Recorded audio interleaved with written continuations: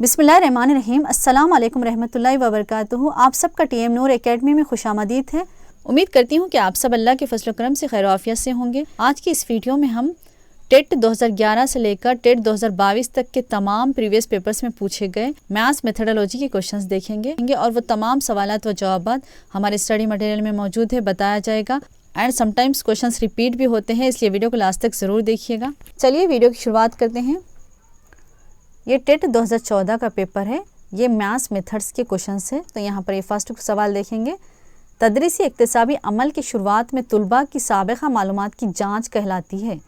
Option number 1 मुस्तसिल जामे जांच, number 2 तशख़ीस जांच, नंबर 3 तश्कीली जांच, नंबर 4 तकमीली जांच। तदरीसी अमल के शुरू करने से पहले जो जांच की जाती है, तुलबा की साबिक़ा मालूमात की जो जांच की जाती है, उसे क्या कहते हैं? ऑप्शन नंबर 2 सही है, तशख़ीस जांच। ठीक है, ये सवाल हमारे स्टडी मटेरियल में कहाँ है देखेंगे। जांच की 3 किस्में हैं, diagnostic evaluation, formative evaluation and summative evaluation. ठीक है, हाँ, तो यहाँ पर देखिए नंबर 1 डायग्नोस्टिक इवैल्यूएशन, ये तशख़ीसी जांच कहा जाता है इसे। जांच या पैमाइश क़दर की ये किस्म किसी एक सबक की तदरीस के शुरू करने से पहले की जाती है।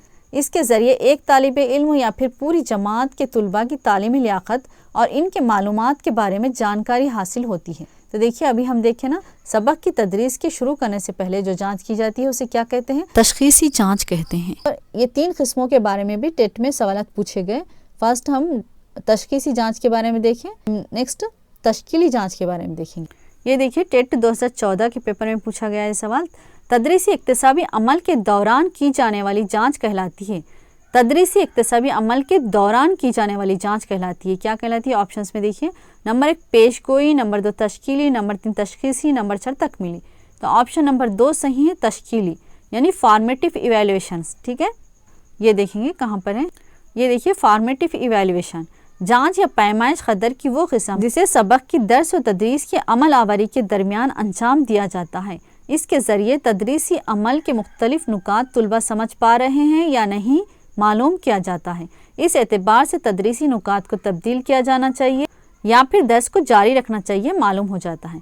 तो देखिए यहाँ पर सबक की दर्स व तदरीस की अमल आवारी के दरमियान अंजाम दी जाने वाली जाँच क्या कहलाती है? फॉर्मेटिव इवैल्यूएशन यानी तश्कीली जाँच कहलाती है। ठीक है, इस जांच के ज़रिए मालूम किया जाता है कि तुलबा को जो समझाया जा रहा है, तुलबा समझ पा रहे हैं या नहीं मालूम किया जाता है। मालूम करके अगर तुलबा नहीं समझ पा रहे तो दर्स व तदरीस के अमल को तब्दील किया जाता है। ठीक है, नेक्स्ट समेटिव इवैल्यूएशन से भी एक क्वेश्चन पूछा गया, अभी देखेंगे हम। ये भी 2011 से 2022 तक के टेट के जो पेपर्स में पूछे गए वही सवालात यहाँ पर बताए जा रहे हैं। ये देखिए तालीमी साल के इख्तिताम पर तुलबा की इक्तिसाबी जाँच कहलाती है। इस साल के इख्तिताम पर, ठीक है, ख़त्म पर जो जांच की जाती है उसे क्या कहते हैं? यहाँ पर पूछा जा रहा। नंबर 1 मजमूई जांच, नंबर 2 प्राग्नोस्टिक जांच, नंबर 3 तशख़ीसी जांच, नंबर 4 तश्कीली जांच। तो तालीमी साल के इख्तिताम पर जो जांच की जाती है उसे क्या कहा जाता है? मजमूई जांच या तकमीली जांच, सम्मेटिव इवैल्यूएशन कहा जाता है। ठीक है, ऑप्शन नंबर 1 सही है। हाँ, तो ये देखिए सम्मेटिव इवैल्यूएशन, तकमीली जांच, जांच या पैमाइश क़दर की वो किस्म है जिसे मुतैना सबक की दर्स व तदरीसी अमल के मुकम्मल होने के बाद अंजाम दिया जाता है। सालाना इम्तिहान को हम बतौर मिसाल ले सकते हैं। तो देखिए तकमीली जांच की मिसाल क्या ले सकते हैं? हम सालाना इम्तिहान ले सकते हैं। ठीक है, तो अभी हम जो सवाल में देखे थे, दर्स व तदरीस के मुकम्मल होने के बाद जो जाँच की जाती है उसे क्या कहा जाता है? पूछा गया था। तो क्या कहा जाता है? समेटिव इवैल्यूएशन यानी तकमीली जाँच कहा जाता है या मुकम्मल जाँच कहा जाता है। ठीक है, नेक्स्ट सवाल देखेंगे। ये टेट 2012 का पेपर है। इसमें यहाँ पर देखिए H.E. आर्मस्ट्रांग का तजवीज़ करदा तरीक़ा है। ऑप्शंस दिए गए, नंबर 1 इंकिशाफी तरीक़ा, नंबर 2 इस्तिखराजी तरीक़ा, नंबर 3 इस्तिखराई तरीक़ा, नंबर 4 लेक्चर का तरीक़ा। तो ऑप्शन नंबर 1 सही है, इंकिशाफी तरीक़ा। H.E. आर्मस्ट्रांग का तजवीज़ करदा तरीक़ा कौन सा है? इंकिशाफी तरीक़ा है। ठीक है, तो ये कहाँ पर देखेंगे? तो यहाँ देखिए हेउरिस्टिक या इंकिशाफी तरीक़ा, ये तरीक़ा तदरीस किसका इजाद करदा है? यहाँ पर दिया गया है। इसके बानी कौन है? इस तरीक़े तदरीस के बानी प्रोफेसर H.E. आर्मस्ट्रांग है। पर इंकिशाफी तरीक़े के बानी कौन है? H.E. आर्मस्ट्रांग है। ठीक है, ये पेपर टेट 2013 का है। यहाँ पर देखिए वो रियाज़ीदान जिसने बतलाया कि दायरे के मुहीत और कुत्तर के दरमियान मुस्तकिल निस्बत की तकरीबी क़दर है। Option number 1 Varaha मीराडू, number 2 Bhaskar आचार्य, नंबर 3 आर्यभट्ट, नंबर 4 श्रीनिवास रामानुजन। ठीक है, तो ऑप्शन नंबर 3 सही है, आर्यभट्ट।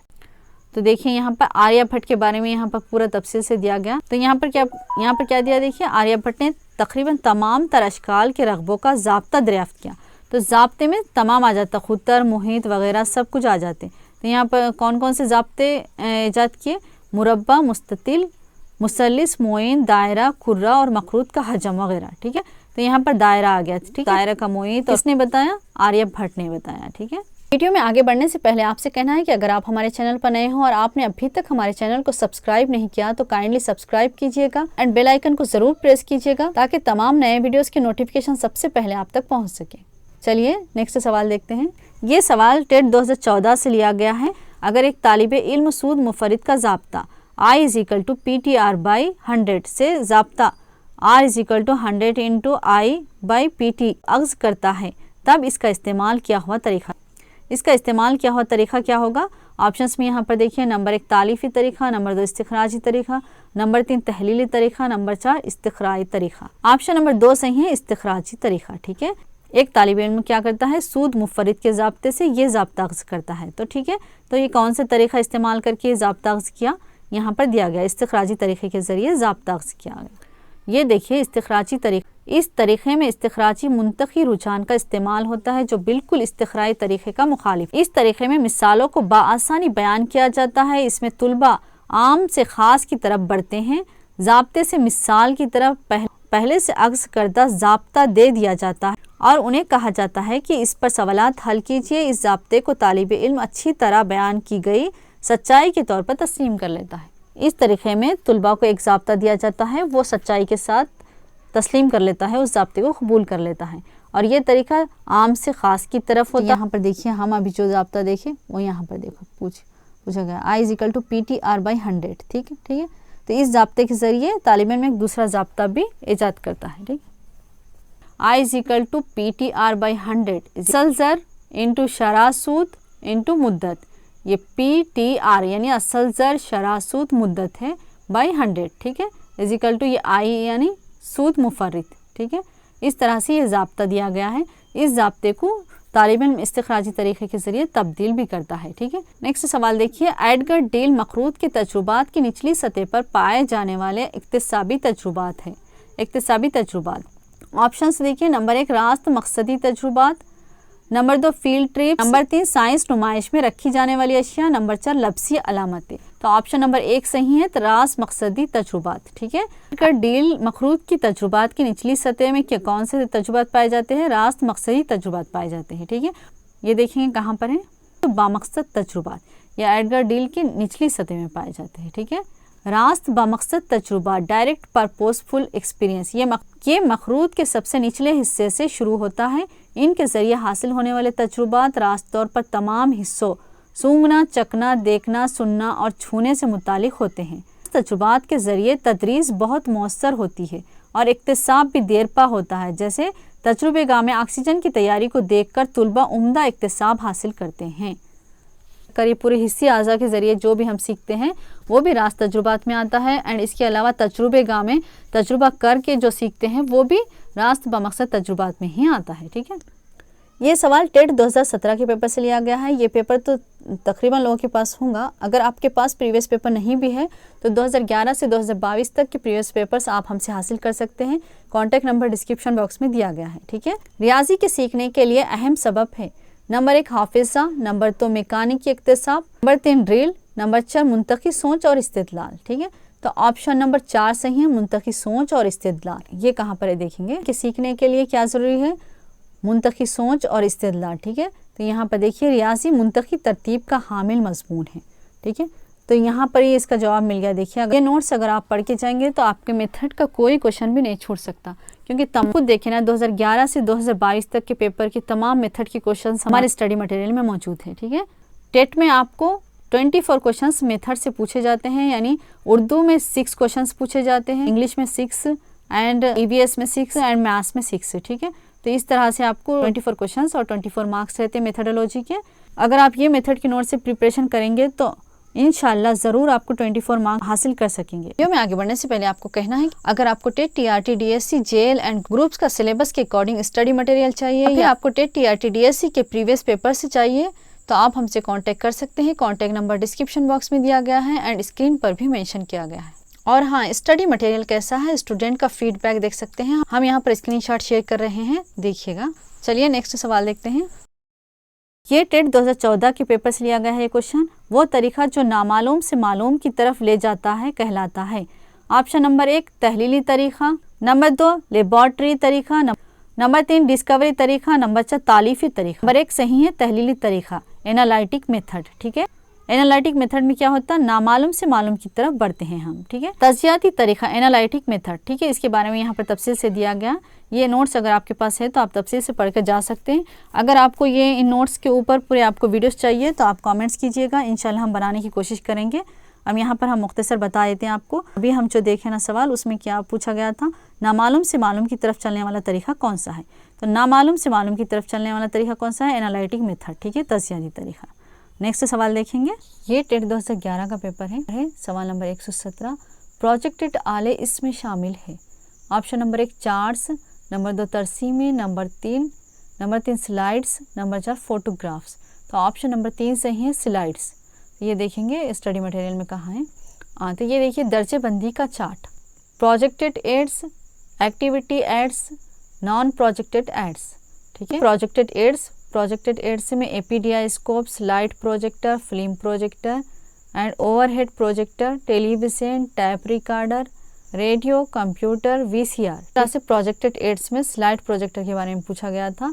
اس چارٹ سے ہر ٹیٹ میں ایک کوشچن ضرور پوچھا جاتا ہے. دیکھیے یہ بھی ٹیٹ میں پوچھا گیا تھا. ٹیٹ میں ایکویریم، ہربیریم، ویویریم کے بارے میں. یہ کیا ہے، ایکٹیویٹی ایڈس ہے، اس کے بارے میں پوچھا گیا تھا. اے پی ڈی آئی اسکوپ کے بارے میں بھی پوچھا گیا. دیکھیے 2006 کی ڈی ایس سی میں یہ سوال پوچھا گیا تھا نان پروجیکٹڈ ایڈس کے بارے میں. ٹھیک ہے، تو یہ موسٹ امپورٹنٹ ہے یہ چارٹ، اس کو یاد رکھ لیجیے گا آپ. اس چارٹس کو آپ ہے نا نوٹ کر لے سکتے ہیں یا اس کا اسکرین شاٹ لے کر آپ یاد کر سکتے ہیں. اس میں سے ایک کوشچن ضرور پوچھا جائے گا ٹیٹ میں. نیکسٹ سوال دیکھیے. نصاب کی تدوین کا یہ ایک اہم اصول ہے. آپشن نمبر 1 سختی تنوع، نمبر 2 طفل مرکزیت، نمبر 3 معلم مرکزیت، نمبر 4 لیکچر کی مناسبیت. تو آپشن نمبر 2 صحیح ہے طفل مرکزیت. تو نصاب کی تدوین کا اہم اصول مرکزیت کا. ٹھیک ہے، اس اصول میں بچے کو مرکزی حیثیت دی جاتی ہے. ابھی دیکھیں گے. تو یہاں پر دیکھیے طفل مرکزیت کا اصول. تو اس اصول کے تحت نصاب کی تیاری کے وقت بچوں کی ضروریات، دلچسپیوں، صلاحیتوں اور اس کی عمر کو بنیادی اہمیت دینی چاہیے. طلباء کی شخصیت کی مکمل نشوونما کے لیے طبعی، جذباتی، ذہنی، اخلاقی اور سماجی امور کے اہم تجربات کو نصاب میں پیش کرنا چاہیے. طلباء کی سمجھ اور ان کی نفسیات کی نشوونما اور اس کی عمر کے ساتھ ہوتی ہے. اس لیے نصاب میں ایسا کوئی مواد شامل نہیں کرنا چاہیے جو طلباء کے ذہنی معیار سے مطابقت نہ رکھتا ہو. نصاب کی تیاری کے وقت بچوں کی ضروریات، ان کی دلچسپیوں، صلاحیتوں اور ان کی عمر کو اہمیت دیتے ہوئے نصاب تیار کیا جاتا ہے. اس کے علاوہ اس نصاب میں بچوں کے لیے طبعی، جذباتی، ذہنی، اخلاقی اور سماجی امور کے تجربات بھی شامل کیے جاتے ہیں. اور نصاب میں کوئی ایسا مواد شامل نہیں کرتے جس سے طلباء کے ذہنی معیار پر دباؤ ہو یا اس سے مطابقت نہ رکھتا ہو. ٹھیک ہے، نصاب کی تدوین کے اصول سے ایک سوال ضرور پوچھا جاتا ہے TET and D S C میں. یہ بہت امپورٹنٹ ٹاپک ہے، اس لیے آپ اس کو بھی گہرائی سے پڑھ کر جائیے گا. اینڈ سرسری مطالعہ مت کیجیے گا، یاد ہوئے جیسے 2-3-4 مرتبہ پڑھیے گا ان ٹاپک سے. اور ایک سرگرمی مرکزیت کے اصول کے بارے میں 2008 کی ڈی ایس سی میں پوچھا گیا تھا، سرگرمی مرکزیت کے اصول کے بارے میں نصاب کی تدوین سے. ٹھیک ہے، سوال دیکھیں گے. نصاب طلباء کی کارکردگی کا مجموعہ ہوتا ہے جو مدرسہ اپنے مقاصد کے حصول کی ضمانت دیتا ہے. اس نے کہا ہے. آپشن نمبر 1 پی سمیول، نمبر 2 ایچ رابرٹ بک اور ڈبلیو والٹر کوک، نمبر 3 البرٹی اے اور البرٹی ای، نمبر 4 کننگھم. آپشن نمبر 3 صحیح ہے البرٹی اے اور البرٹی ای. یہاں پر دیکھیے طلباء جو نصاب مدرسے سے سیکھتے ہیں وہ طلباء کی کارکردگی کا مجموعہ ہوتا ہے. تو یہ کس نے کہا ہے، البرٹی اے اور البرٹی ای نے. تو یہاں پر دیکھیں گے تو یہ دیکھیے البرٹی کے مطابق نصاب اسکول کی ان تمام سرگرمیوں کا نام ہے جو اسکول اپنے طلباء کو فراہم کرتا ہے. البرٹی اے، البرٹی ای یہاں پر نہیں دیا گیا، بٹ آپ اس سے سمجھ جا سکتے کہ تقریباً سیم اسٹیٹمنٹ ہے کہ البرٹی نے کیا کہا تھا. لفظ کریکولم نصاب کیوریر سے اخذ کیا گیا ہے. کیوریر ہے آپشن نمبر 1 انگریزی لفظ، نمبر 2 یونانی لفظ، نمبر 3 لاطینی لفظ، نمبر 4 عربی لفظ. تو آپشن نمبر 3 صحیح ہے لاطینی لفظ ہے. کیوریر کون سا لفظ ہے، لاطینی لفظ ہے. تو یہاں نصاب کریکولم ایک لاطینی لفظ کیوریر سے ماخوذ ہے جس کے معنی ہے دوڑنا. اس اعتبار سے نصاب کے معنی ہوئے ایک میدان کے جسے کسی منزل مقصود تک پہنچنے کے لیے دوڑ کر طے کرنا ہوگا۔ تو نصاب کے معنی کیا ہے؟ یہاں پر ایک میدان کے ہیں جسے کسی منزل مقصود تک پہنچنے کے لیے، کوئی منزل تک پہنچنے کے لیے دوڑ کر طے کرنا ہوگا، ٹھیک ہے۔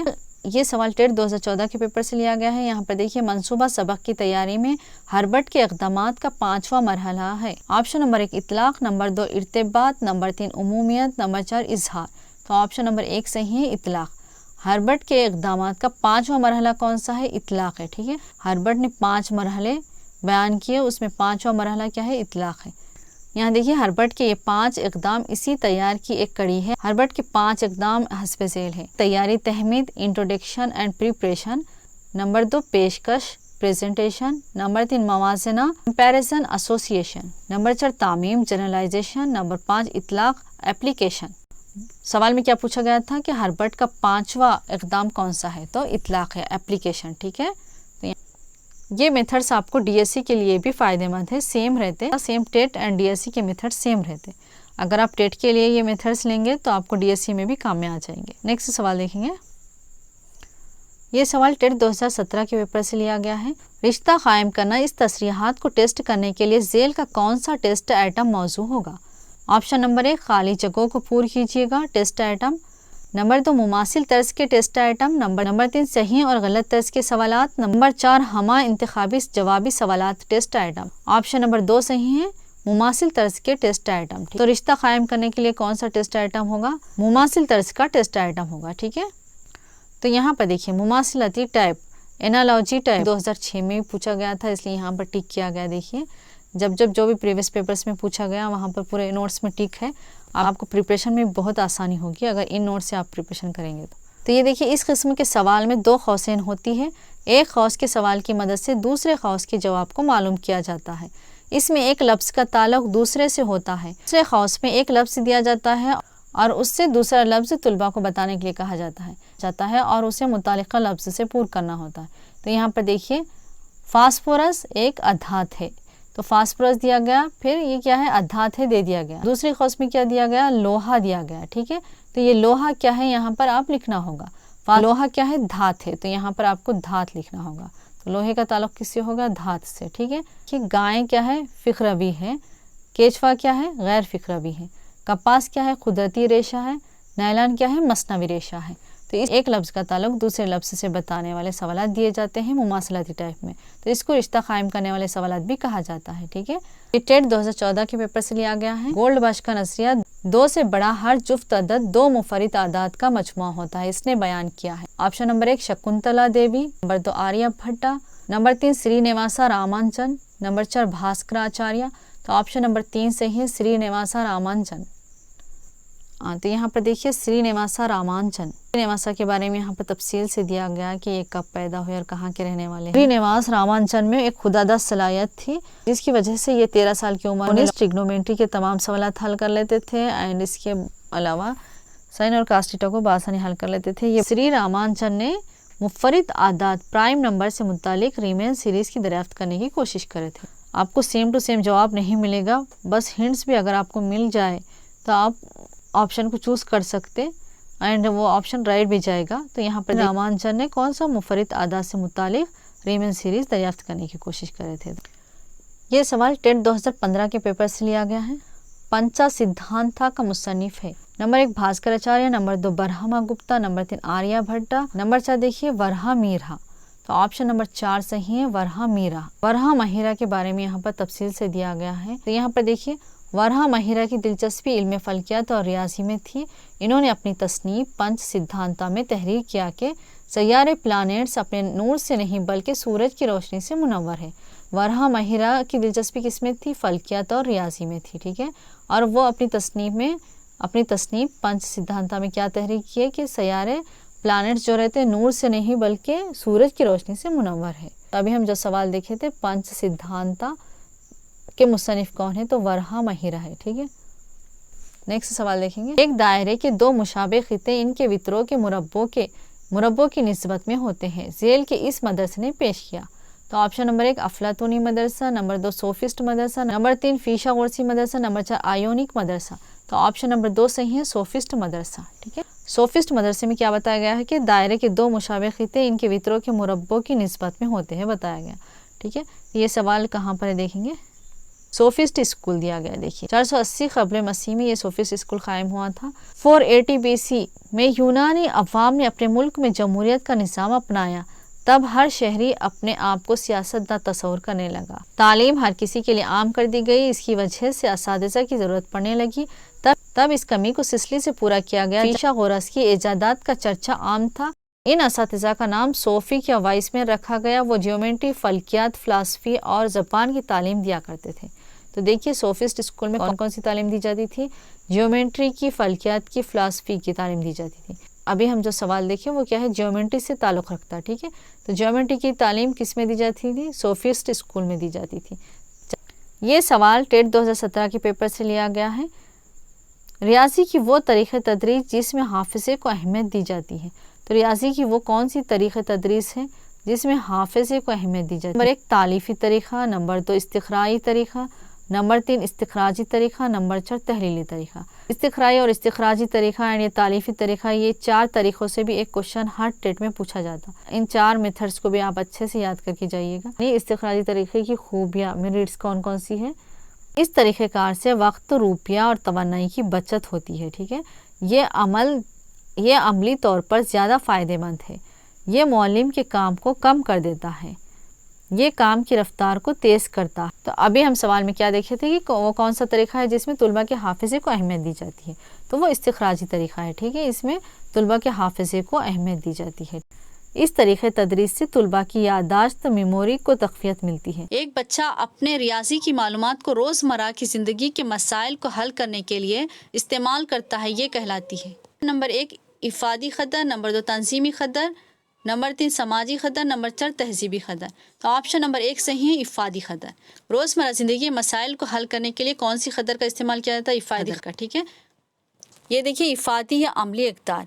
रोज़मर्रा ज़िंदगी में मादरी ज़बान से ज़्यादा इस्तेमाल होने वाला कोई मज़मून नहीं है। इसी तरह मामलात को कामयाबी से चलाने के लिए मज़मून रियाज़ी भी ज़्यादा से ज़्यादा इस्तेमाल होता है। हम जो सवाल देखिए उसका यहाँ पर देखिए, रोज़मर्रा ज़िंदगी में रियाज़ी का इस्तेमाल, इफ़ादी अमली इक़दार है। ठीक है, वीडियो के अख्ताम से पहले आपको कहना है कि अगर आप टेट की तैयारी स्टार्ट किए हैं तो सबसे पहले आप सिलेबस निकालिएगा एंड सिलेबस के अकॉर्डिंग तमाम मवाद को एक जगह कीजिएगा। कोई गवर्नमेंट स्कूल से 1st to 10th के बुक्स कलेक्ट कीजिएगा। सिर्फ बुक्स पर डिपेंड मत रहिएगा, इसके अलावा अदर मटेरियल का इस्तेमाल भी कीजिएगा। असल में बच्चों की अंदरूनी सलाहियतों को उभारने के लिए तैयार किए गए हैं। प्रोजेक्ट वर्क्स, असाइनमेंट्स वगैरह ज़्यादा दिए गए हैं। मवाद बहुत कम है, इसलिए आप अदर स्टडी मटेरियल का भी इस्तेमाल कीजिएगा। और टेट की प्रिपरेशन के लिए टाइम टेबल बनाइएगा। आप अभी से तैयारी कीजिएगा, नोटिफिकेशन का वेट मत कीजिएगा। नोटिफिकेशन के आने के बाद आपको 1.5 से 2 महीने का टाइम मिलेगा, ज़्यादा वक्त नहीं रहेगा, इसलिए आप अभी से तैयारी करेंगे तो इंशाल्लाह आप टेट क्वालिफाई करेंगे। प्रिपरेशन से प्रीवियस पेपर्स का मुशाहिदा कीजिएगा। प्रीवियस पेपर तकरीबन सवालात रिपीट हो रहे हैं, कंटेंट के एंड मेथड्स के एंड साइकोलॉजी के हैं, तो इसलिए आप प्रीवियस पेपर देखेंगे तो आप अगर क्वेश्चंस रिपीट हुए तो भी फ़ायदा होगा। इसके अलावा आपको सवालात कौन से टॉपिक से पूछे जा रहे हैं, ऑल इंपॉर्टेंट टॉपिक्स मिल जाएंगे। वो टॉपिक्स को आप गहराई से, बारीक बीनी से पढ़कर जाएंगे तो उसी में से क्वेश्चंस पूछे जाएंगे। एंड साइकोलॉजी का भी बहुत ही बेहतरीन स्टडी मटेरियल अवेलेबल है। अगर आपको टेट के प्रीवियस पेपर्स और स्टडी मटेरियल चाहिए तो आप हमें कांटेक्ट कर सकते हैं। कांटेक्ट नंबर डिस्क्रिप्शन बॉक्स में दिया गया है एंड स्क्रीन पर भी मेंशन किया गया है। आई होप कि आपको वीडियो पसंद आई हो। वीडियो पसंद आई तो लाइक कीजिए, शेयर कीजिए एंड कमेंट्स कीजिए और चैनल को सब्सक्राइब करना बिल्कुल मत भूलिएगा। मिलेंगे नेक्स्ट वीडियो में, तब तक आप अपना बहुत ख्याल रखिएगा। अल्लाह हाफिज़।